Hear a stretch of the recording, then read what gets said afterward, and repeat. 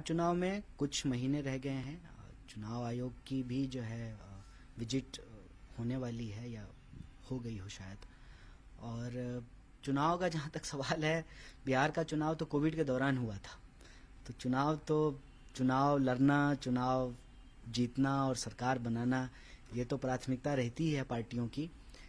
मेरे ख्याल से पिछली बार भी बदलाव का एक माहौल था और बहुत ही छोटे अंतर से जो है वो महागठबंधन की सरकार नहीं बन पाएगी। तो स्वाभाविक रूप से पिछले 5 सालों में जो स्थिति है बिहार की, उसमें बदलाव की बात और बदलाव की बयार ज़्यादा मजबूत तरीके से बह रही है। आपने एक लंबी यात्रा की है, बहुत बड़ा जनसंपर्क आपका रहा है पिछले कुछ महीनों में। क्या बड़े मुद्दे आपको नजर आ रहे हैं बिहार के अंदर, और ऑपरेशन सिंदूर जो भारतीय जनता पार्टी उसको बड़े पैमाने पर उछाल रही है, तो उसका कितना असर आप देख रहे हैं बिहार के अंदर?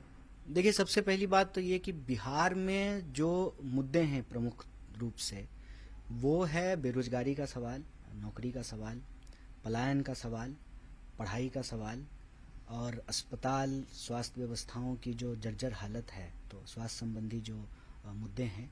साथ ही साथ बिहार के जो किसान हैं वो कभी बाढ़ से परेशान होते हैं, कभी सूखे से परेशान होते हैं।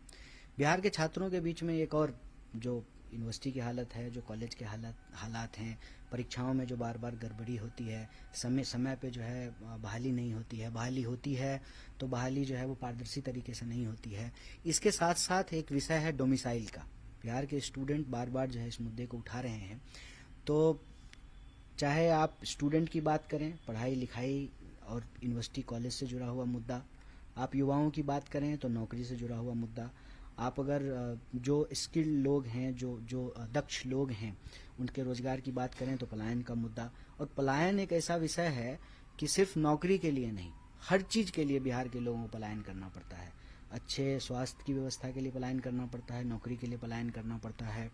आपको जो है बाकी चीज तो छोड़ दीजिए, कहीं घूमने के लिए जाना हो, हनीमून मनाना हो, उसके लिए भी जो है पलायन ही करना पड़ता है।